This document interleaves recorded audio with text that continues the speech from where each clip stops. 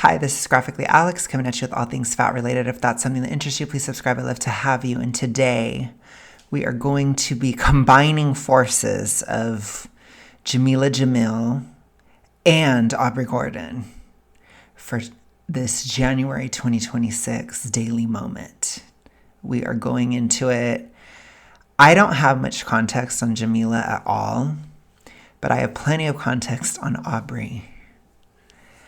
So we're going to get started. I'm sure this will take a few parts to get through because I'm sure I'm going to have to stop things a lot.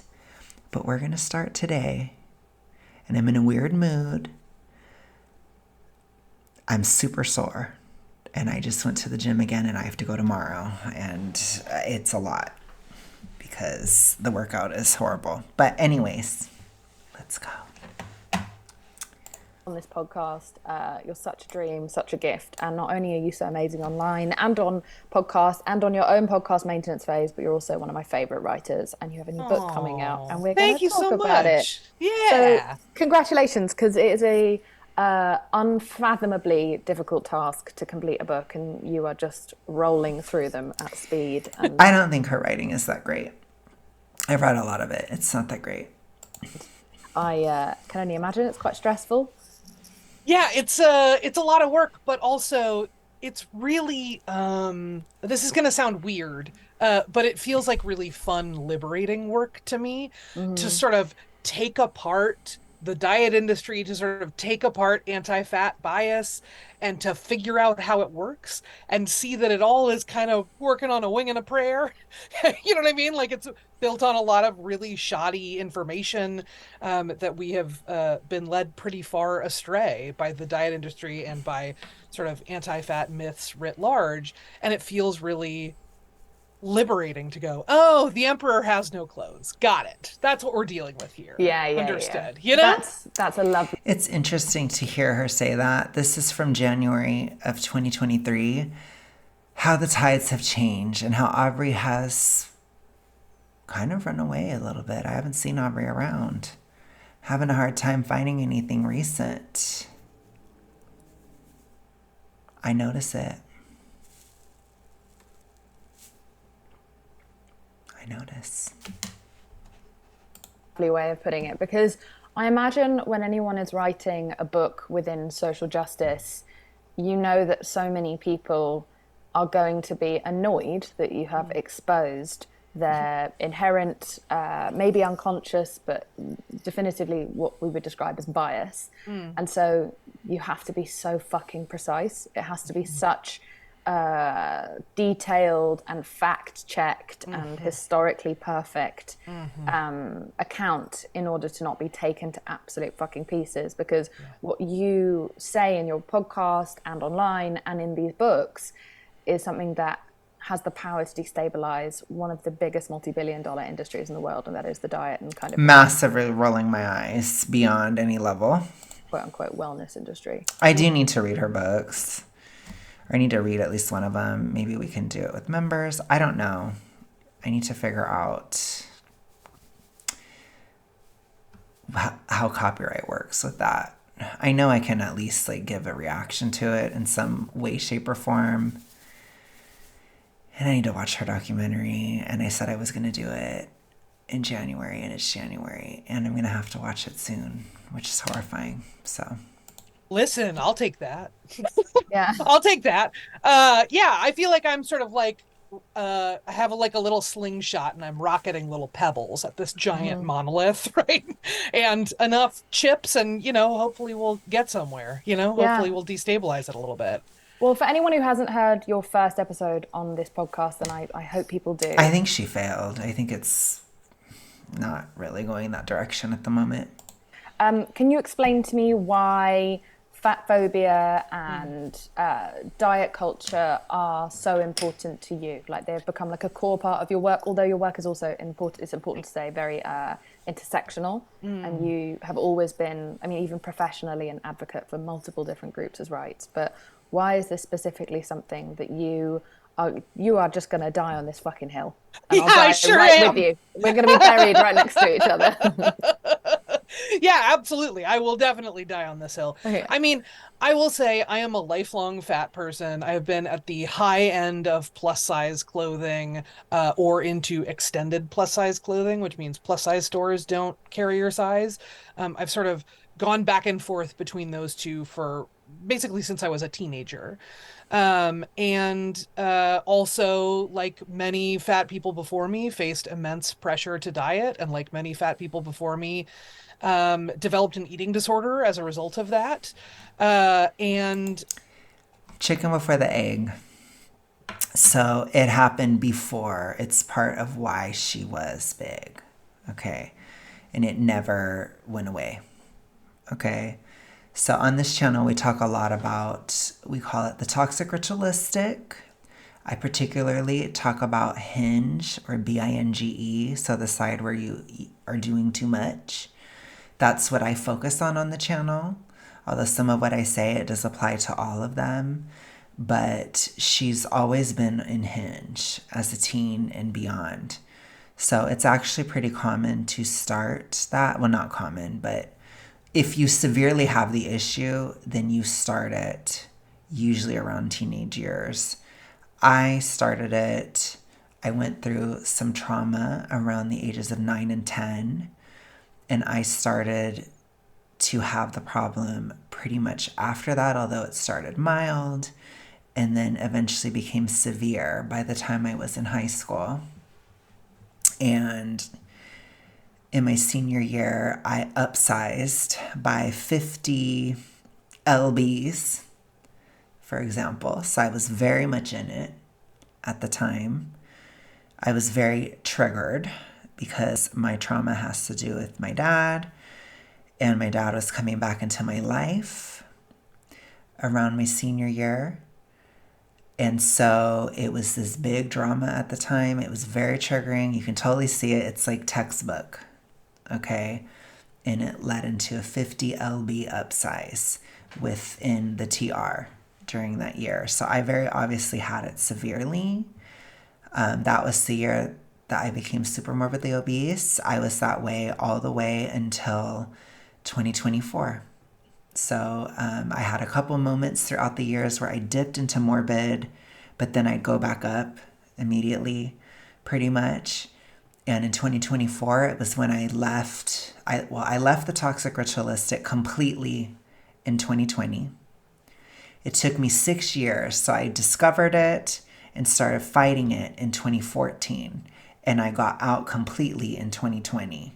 And by 2024, I was no longer super morbidly obese, never going back.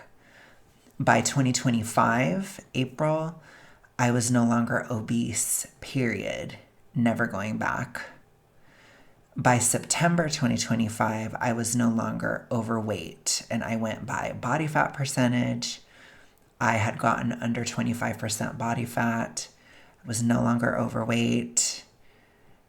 And here we are.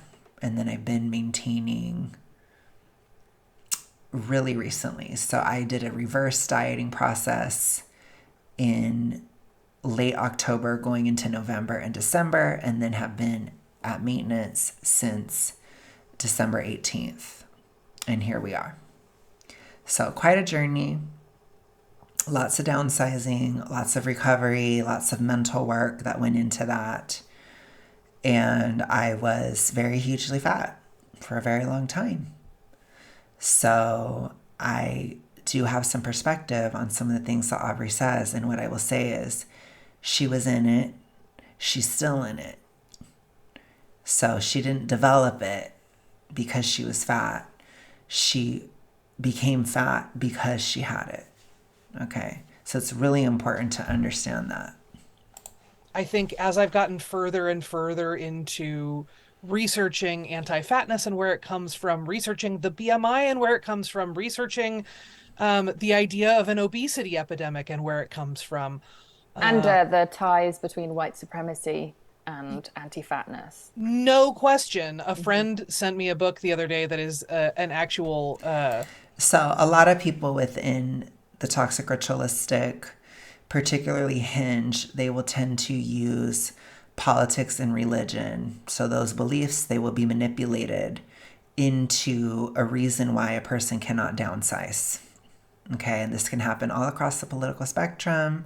There are also religious, pseudo-religious arguments for it. Again, I don't entertain it to actually consider it a real political or religious position. It is just a manipulation.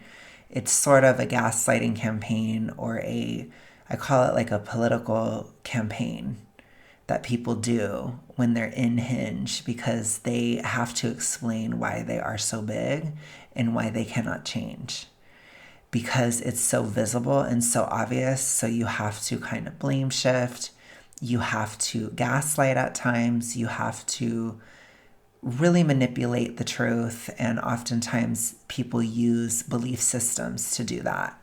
And sometimes it'll be geared to the person that they're talking to. So they may even change their beliefs depending on who they're talking to, like a politician. And a lot of people that are more so on the BINGE side, they tend to be very like in the mind all the time. I was that way. You become so disconnected from your body a lot of the time. So a lot of people spend a lot of time in fantasy or in political religious discussion or thought, or, they're watching news, media. There's a lot of media obsession. It's all like in the head, nothing in the body within Hinge. And it's a lot of rumination, obsession, repeated thoughts over and over again. And Aubrey Gordon is a really good example where she will connect anything and everything to fatness. Everything and anything. So including white supremacy. Okay, but that is just one thing within a pile of other things. She connects everything to it. Every single thing you could ever imagine is connected to fatness in her mind. And it's connected ultimately to why she cannot downsize. So it is kind of the art of blame shifting, and explanation, justification, these types of things. A lot of people make moral arguments a lot within Hinge. Again, you'll notice it has that flavor. So it's not as much about I look amazing and I'm so like you'll see in other types of TR where it's more about vanity, or it can be more about ego and like how I look and like sort of a direct competition. It's less about that. It's more about like this sort of like, I'm better than you. Like within Hinge, especially severe. Remember, I'm talking severe. Aubrey is very severe. You'll see a lot of like, I'm better than you because I'm more real. People are, I'm more authentic because of this, or I don't care. So I'm this size because I don't care, but also it's not my fault that I'm this size. So I learned to not care because I'm this size. You see what I'm saying? You'll see a lot of that, but it's still a little bit competitive. It's just indirectly competitive, and there's a lot of passive aggression within Hinge, and there's a lot of flip-flopping, or like vacillation is the right word, as your mood shift drastically during the course of the cycle. Which the cycle, there's really 3 parts of it. There's the doing a lot way too fast. There's the staring in the mirror and obsession with the way that you look. And then there is the reductive side of that, of the TR as well. So whether that's I'm not going to have as much, or I'm not going to have a certain type of nutrient or whatever. I have to talk about it a little bit muffled, but you'll see a lot of people within this side of the toxic ritualistic world. They will not eat meat, for example, or they sometimes will not eat carbs, or they'll be like, as long as I don't eat them at the same time. Like you'll see a lot of weird stuff like that. That's kind of how it shows, but people will still engage in those behaviors even within those weird kind of superstitious beliefs around consumption that ultimately don't make a difference, because when you're doing too much, it's bad for you no matter what it is. And that's just the truth.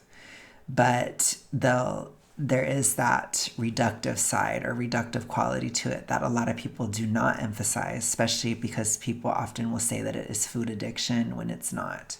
So it's actually different because there is a cycle. So yeah, otherwise it can't continue.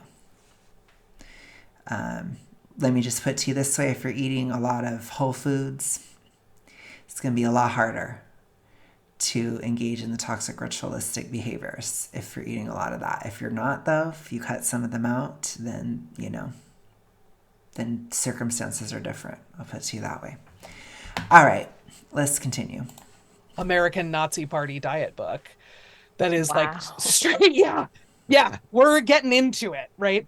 I think to see how much there are moneyed interests invested in keeping us unhappy with our bodies. There are moneyed interests invested in keeping fat people on the margins. And there are these deep historical ties to anti-fatness sort of propping. One of the biggest things you'll find within the toxic ritualistic world is an overemphasis on societal views about weight. So they hardly ever talk about their own views. It's always every single other person is obsessed, when it's like they are the one that is obsessed. Like, I was never more obsessed with it than when I was in it. It's like, and people don't understand how much you actually think about it. Like, again, Aubrey Gordon, every single thing that has been, that ever will be, is connected to fatness. Everything. But she's going to tell us that all of society is obsessed with it and not her. You see? It happens a lot. That's very common. Up other systems of privilege and oppression. And there's also an obsession with how people are treated. So why? Because you can't, it has to do with control. So when you're thinking about the toxic ritualistic, I need you to understand that it is a control issue. Even within BINGE, people don't talk about it. That's also why the addiction narrative does not work with this, because addiction has to do with being out of control. The toxic ritualistic world is about being in control. Even if the person with Hinge is gaslighting you and telling you they don't have control, they do. They get very upset if they cannot do what they want to do in the way they want to do it. Think about the bagel incident with glitter and lasers. She was upset because she planned on a specific bagel, and that bagel was not what she wanted. So she literally cried. She actually cried because she didn't have control over the bagel. It's a control issue. Okay? So when we talk about how other people treat us within the toxic ritualistic world, and that honestly goes with all of them, you cannot control how somebody else treats you. That's why it's such a Achilles heel or thorn in the side of a toxic ritualistic person, because you cannot control it. And when you are very big, you have to understand that you look different than other people. So think about that combination. Think about being a super controlling person and being visibly different from other people. So then if anybody says anything or anybody comments, or if you see a look or anything, it's something you cannot control. So it becomes extremely upsetting, and it will often be obsessed over and used to justify behaviors as well. Because again, the person goes to the behaviors in order to feel a sense of control. So if I can't control how other people see me, which is a huge toxic ritualistic trigger for all of them are obsessed with how others see them. You'll notice that there's a huge image focus, and this can go beyond just size. It can go to other traits too. It can go to a lot of different levels. but it's about the control. It's not about necessarily just image. It's about controlling of the image or controlling how other people see you. So if you can't, it's incredibly upsetting, which is why it's always brought up. So that's what she's going to go to. She's going to lean on that over and over and over again. This is how other people see me. This is how other people treat me. This is how other people treat fat people, blah, blah, blah. And you'll hear this within all of them. And it's all used to justify the behaviors of any of them, really. It has felt really cathartic to go, oh, the reasons for this are kind of everything but fat people's health, which is sort of what we're told most often, right? Yeah, so that's why I would say it's most important to me. Yeah, and it's also sure. like it's a, division is an increasingly popular tactic in order to distract and cause chaos, and an issue in which a large portion, let's say just in the United States, although this is, a global fight, although it's different from country to country. Some cultures, the fatter you are, the more wealthy you are considered, and therefore you are considered more attractive and a better partner. But let's say in the West, in the United States, right? It really goes only to a certain extent, though. And I mean, I just don't think that that's stated completely honestly, in my opinion. A conversation that can just be infinite because there are a lot of people who are over the weight that is deemed acceptable by American society, which is extraordinary considering the vast majority of people look at it. American society is incredibly lenient about fatness. Probably one of the most lenient in the entire world. Way. Yeah. And so it's genius to create that as a problem, because then you just have infinite ability to shame people, divide people, create hierarchy within society. Some people can earn money, some people can't earn money because so within the hierarchy, which I don't have tons of context about Jameela, but I'm pretty sure she claims to have a toxic ritualistic past. So I do think that she's likely coming at this from a huge amount of bias. Again, I don't have tons of context, but I've seen some of the things that she said, and that does make me think that she has the problem, because there's a lot of projection. There's a lot of that type of thing coming from her. And again, if she thinks America is not incredibly lenient about fatness, that in and of itself is a bit of a red flag. I'm going to be real about it. I think, yeah, but yeah. They're less likely to be hired if they're fat because they're deemed lazy. And then we create divisions in the clothing market. We create. So I don't know about that. I do think there can be some stereotypes within fat people. That's true. Social roles within fatness. That's true too.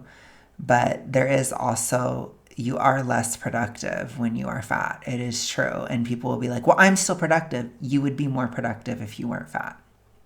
So you're actually just a very productive person, and you're still being held back by it. That's just a fact. The amount that I've been able to accomplish after downsizing, I am so much more productive. I can do so much more now that I'm healthier.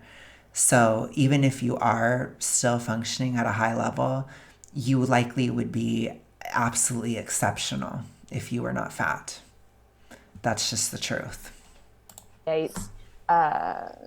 Divisions emotionally, and then we prop up the multi-billion dollar predatory diet culture. And so yeah, which they never talk about the corporate side of fast food or these sort of other aspects where I don't consider it that different from diet culture, where there is a lot of money to be made in upsizing, just as there can be money to be made in downsizing. It's similar to me. I don't really see a difference. So, but they always will demonize the side that has to do with downsizing. They won't demonize fast food or Frankenfoods, that kind of stuff. They don't care about that at all. They only care about the fat-free whipped cream. I'm equally obsessed with your fight. We've had different journeys and similar journeys all at the same time. And I think that's why we're good friends. I think so too. Yeah, I think our paths keep crisscrossing on, sort of related issues, and it's been really fun and lovely. I don't know. Yeah, absolutely. I mean, well, look, To we have you on speed briefly, dial. thanks. Yeah. Like, Hold on. I'm going to just research this really quick because I have a point to make. It's what I thought. I just had to be sure. So, she has a history. We'll assume that she's eating normally at this time of the reductive side. However, I do think a lot of the mindsets are still there. So it's not surprising that the paths cross because they reinforce each other. So they both reinforce each other's thought process. And it also happens with Mia as well, but that one tends to be more low key, which a lot of you guys told me why. And it's because a lot of people that have that, they are really ashamed. So they just never talk about it. But the other two are very vocal. So you'll see those, they can be very, very vocal at times. And so to me, it's no shock that they are working together in this podcast and they are reinforcing each other. Another example of this that I saw, which is a weird one, but this happened back in 2019.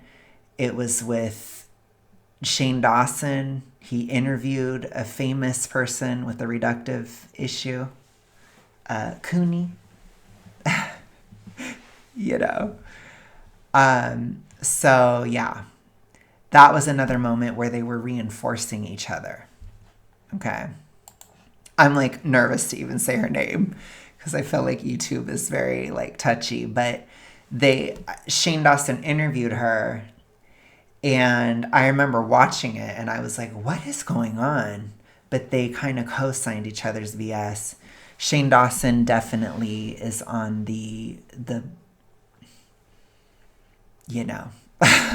the side of the TR that I'm familiar with. I don't know how his journey is at this point. I haven't really kept up with him in a while. Again, there's a lot to complain about when it comes to Shane, so I understand people's criticisms of Shane Dawson. I don't follow him anymore at all, but I did back then. And that was really weird to me at the time. But now, being out of the toxic ritualistic, understanding it completely, I see that it was just the two sides reinforcing each other. The two main sides or whatever. The two vocal sides, we'll say, reinforcing each other publicly. And this is what I think is happening here as well. Likewise, but one of the things we bonded over, even in our last episode, was the fact that and we're going to get further into this because your book has really this is the most pedantic, diligent, not a dot, not an I undotted, not a T uncrossed.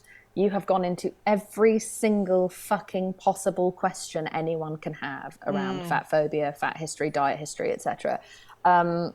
But one of the things that we bonded over was the health conversation because you and I look different. We're different sizes. And yet I am the one who, because of my size, is never questioned about my health.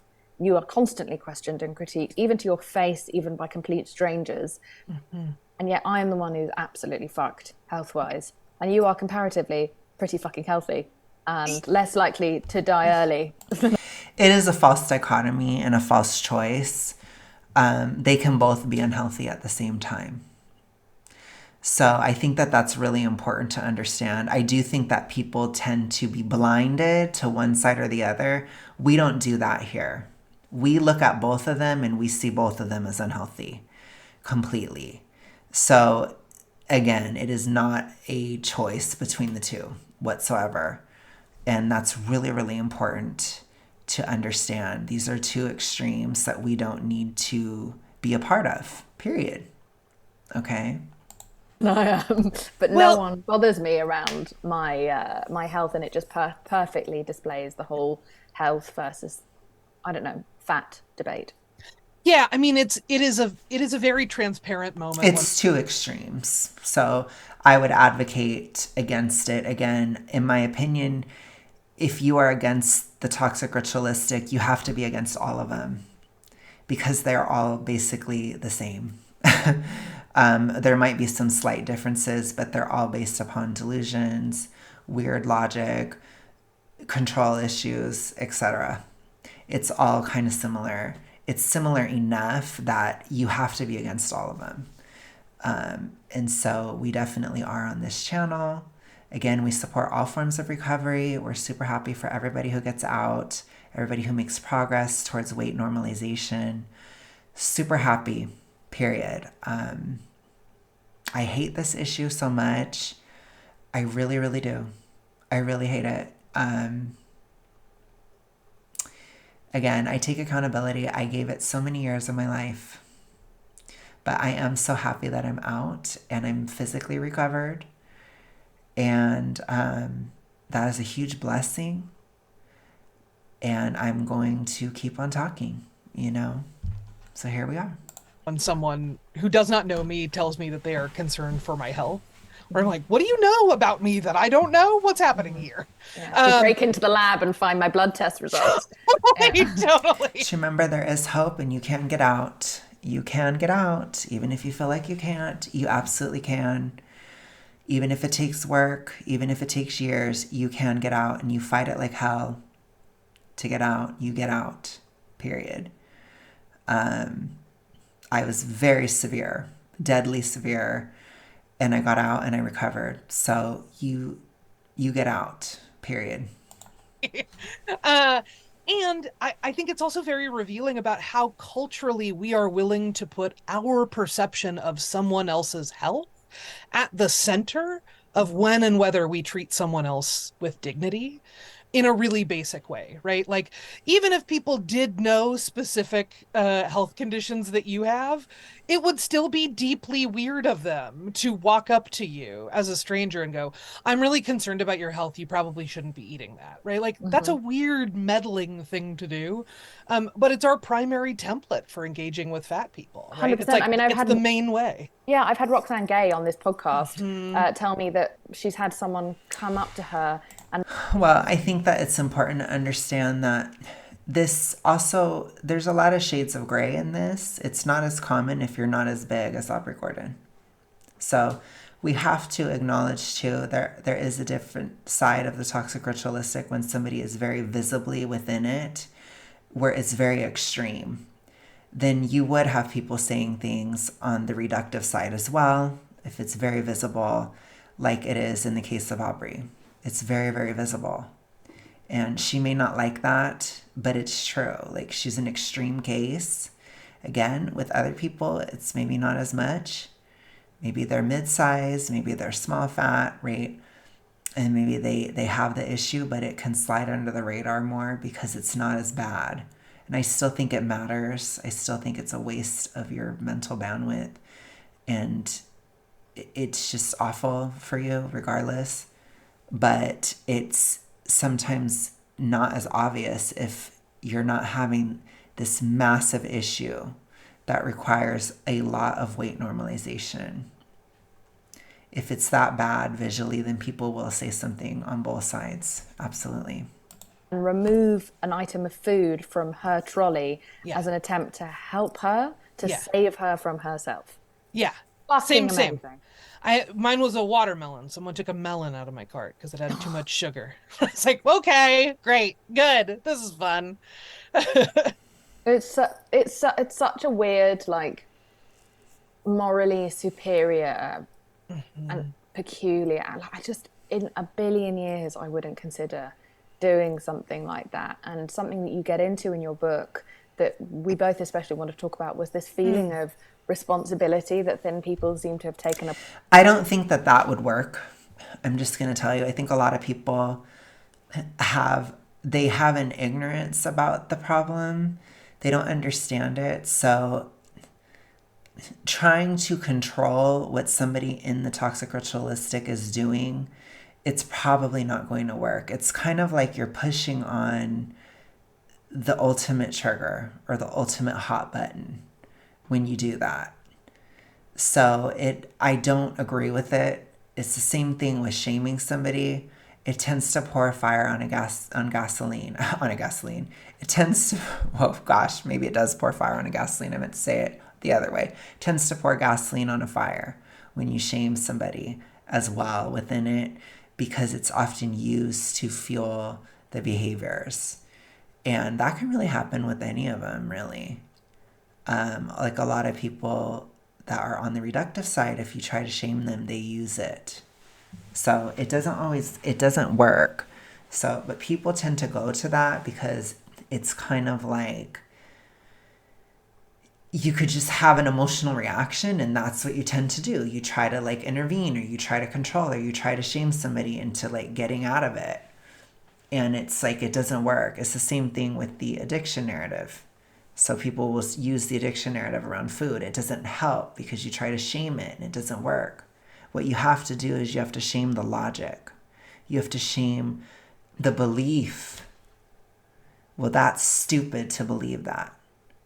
It's stupid to believe that you can't lose weight. That's where you're actually hitting the issue. And it's like, and that person is not, they're not going to be used to that. And they're not going to have any argument. They'll freak out. And it's just, you kind of helped chip at it because you're not affirming the delusion. So it's like you have to not do that. You don't ever affirm. It is better to be quiet. If somebody says something totally delusional, if somebody tells you the amount that you have doesn't matter. The calories don't matter. If somebody says that, just it's better to not say anything than to agree. Do not ever agree. If somebody goes on and on about the media and why the media is making them do what they have to do, either don't say anything or tell them they're wrong. So don't ever be like, don't give credit. I'm not even going to say it. Do not give a person credit within the issue, because not only is it bad for them, but they will keep coming back to you. So it's kind of like, oh, I can go to you. You'll co-sign my bullshit. You'll help me reinforce it. So I'll go back to you over and over and over again. And, I've been watching The Last of Us, and I'm not going to lie. There is some zombie qualities, I think we might have another metaphor for the toxic ritualistic, the cordyceps, It's kind of similar. But I also think Pennywise works too on an individual level. But when we're talking about the interpersonal level, it is the cordyceps, okay? You're dealing with an infected zombie if they're within it. So if you give them credit, they're going to come back to you for fuel. They're going to come back. You see, some of you guys are not going to have any idea what I'm talking about, but I'm just saying it's community. Okay, it is kind of like that, where it's in the air kind of vibes. Okay, if somebody's infected, then they're kind of crazy, So I'm just telling you, like, don't give them any credit. Just say no, because you don't want to deal with it. And you don't want to hear the delusional bullshit. I'm not even just telling you for yourself. You don't want to deal with it. I feel so bad about, like, some of the bullshit I used to say to people, and they had to sit there and deal with what I was saying. I feel really bad. But I'm telling you guys, just don't give any credit. It's better to just be silent. If you don't give a reaction, or you don't back them up, or you don't do that, they're less likely to talk to you about it. The zombie will move on to the next victim, okay? And you got to kind of starve it out in a community sense. Like, you don't ever affirm it. If you do, it's like you're giving them more cordyceps. If you guys have no idea what I'm talking about, I'm sorry, but it's been on my mind. I've been watching it, and it's kind of similar. It's like a zombie outbreak, okay, from a community level. So it's not as infectious, though, like people think it is. It's not. I also used to call it, like, the toxic ritualistic reinforcement. It's like a tracker jacker. It kind of goes directly to the person with the issue, and it reinforces to that person. It's similar with the zombie metaphor. It's like, it's more so the person is already infected, and it finds them again and again and again. But it's like, just because you're immune, like Ellie, it doesn't mean that you want to necessarily be around it all the time. It Doesn't mean you want a bunch of the cordyceps and fungus all around you and you don't want to be in a den of it with a bunch of bloaters, okay? You just don't. So all I'm saying is don't feed it. Get sunlight in there. Don't make it a damp, dark area for the fungus to thrive. Be annoying. Open a window, okay? Keep it dry. Put up some damp red. Okay? You get it? Don't help it. Do not help the cordyceps, okay? Upon themselves as if they are like what do you call it, not a plainclothes policeman, just sort of like a citizen's arrest. Yeah. For your own sanity, do not. I'm telling you. Because if you back them up, they will come back to you over and over and over again. And if you back down, if you say, I guess you're right about that, they're like, you're weak. They see you as weak. And the zombies will never leave you alone if you do that. So don't. Just don't ever give them anything. No, I don't agree with that. The power of that, you don't even understand. It's a lot. They'll freak out, they'll shriek, and then they'll run away. I'm telling you. Then you don't have to deal with it. I'm telling you just for you. Just so you know. You don't have to deal with it as much. If you don't back it up, they're not going to want to talk to you about it. They're going to be like, ooh, that person, they think they're so much better. And then they just won't talk to you about it. So it's better to be Ellie. Okay? Just be Ellie, be immune. All right. Totally. That's a really good way of body putting that. fat. Do you know what I mean? Like this, like sort of vigilante citizens arrest intervention culture. We want to be immune on this channel from the toxic ritualistic fungus, from the cordyceps. You want to be immune. I'm pushing for that. That is such a good way of putting that, because boy, oh Thank you, boy, Aubrey. that's exactly what it feels like is happening, is someone's just like, I understand it's my civic duty. If you see something, say something, and I have seen a fat person. Here we go, right? But I think it's also a natural outcome of, part of our sort of cultural script around fatness is the idea that fat people have failed, where thin people have succeeded. So as much as fat people are being told, we've messed up in some really basic ways and somebody better come rescue us, thin people have been told, you're the people who can do the rescuing. Just look at you. You must have done something, right? Yeah, teach Right. the others. Yeah. Well, you're just not in the TR a lot of the time. And in certain cases, maybe you just don't have certain hormonal issues. And maybe part of it is because you did take care of yourself. Maybe, for example, you didn't turn into a major alcoholic. The TR and alcoholism go hand in hand. They feed into each other greatly. So maybe you avoided that. So then you don't have as many issues. Or maybe you did keep an active lifestyle, so you have a decent amount of glucose, tolerance and functioning. You don't have crazy insulin levels and all that stuff because you've kept active. Maybe you do have some baseline habits that helped protect you from certain hormonal issues. And then maybe you were immune from the cordyceps of the TR, I think the most common way it's passed down is from parent to child. So, and that has a lot to do with just, kids tend to copy their parents, but it's also the trauma can be there. You can have intergenerational trauma and all that stuff. So there's just a lot that goes into that, where I think that that's the most common way that it is passed down, because you have to remember it is trauma-based. At less severe levels, I think the most common source of the toxic ritualistic is an abusive work environment. So a work environment that asks for too much, or doesn't give you the right amount of time, or you have crazy standards, you have a boss that doesn't have boundaries, that kind of stuff. And again, even something like narcissistic abuse, that is traumatic, you know, so that could trigger somebody into a toxic ritualistic issue.